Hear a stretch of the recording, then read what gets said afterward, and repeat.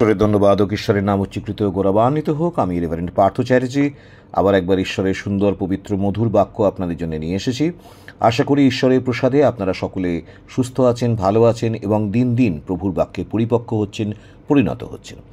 আজকে আমাদের আলোচনার বিষয়বস্তু হল স্ট্রেংথ ইন উইকনেস, অর্থাৎ দুর্বলতার মধ্যে শক্তি।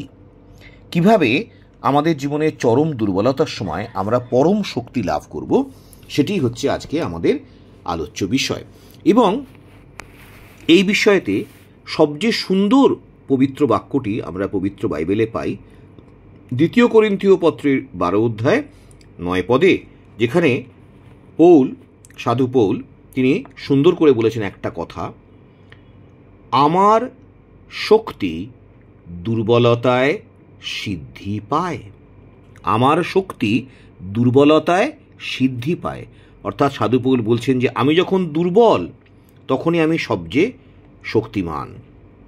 দুর্বলতা যখন আমাকে গ্রাস করে তখনই আমি দেখতে পাই যে নূতন নূতন শক্তিতে আমি বিভূষিত হচ্ছি।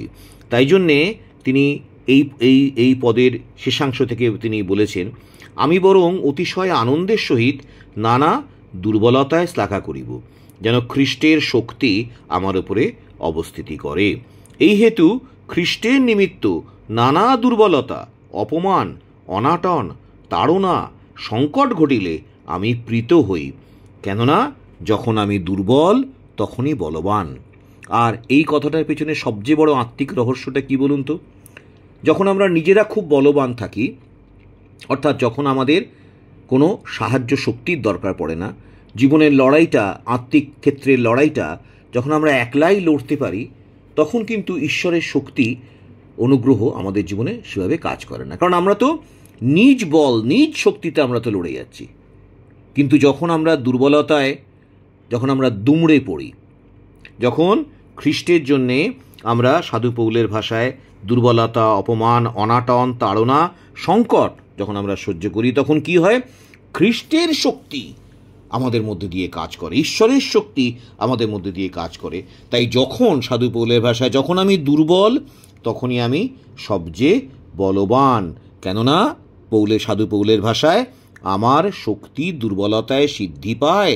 অর্থাৎ আমার যে শক্তি আমি যদি নিজে সবলতার সঙ্গে প্রয়োগ করি তাহলে তো আমাকে যতটা কাজ না দেয়, যখন আমি দুর্বল হয়ে পড়ি এবং খ্রিস্টের শক্তি, ঈশ্বরের শক্তি যখন আমার মধ্যে দিয়ে কাজ করতে শুরু করে, তখন আমার শক্তি প্রকৃতপক্ষে সিদ্ধি পায়, সিদ্ধ হয়।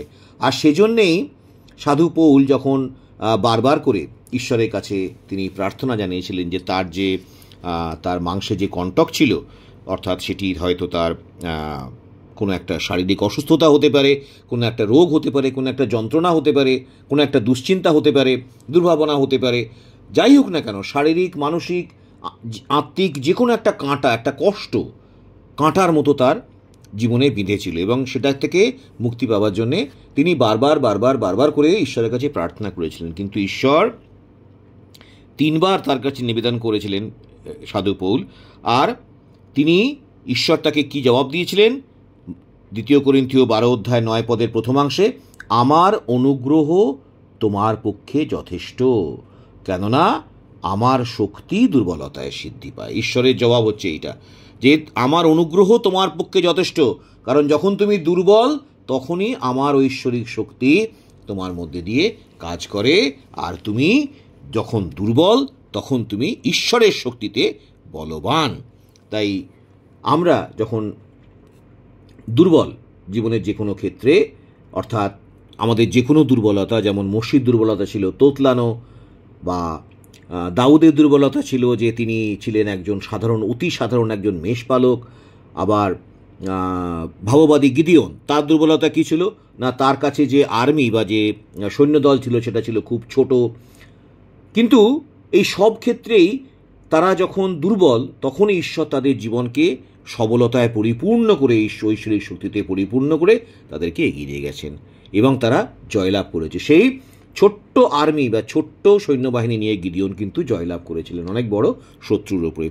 ঈশ্বরের ধন্যবাদ হোক যেন আমাদের সকল প্রকার দুর্বলতা ঈশ্বর আমাদেরকে সাহায্য করেন, এবং যখন আমরা দুর্বল তখনই যেন আমরা সবচেয়ে বলবান হই। ঈশ্বরের ধন্যবাদ হোক, ঈশ্বরের নাম উচ্চীকৃত ও গৌরবান্বিত হোক। Amen, amen, amen.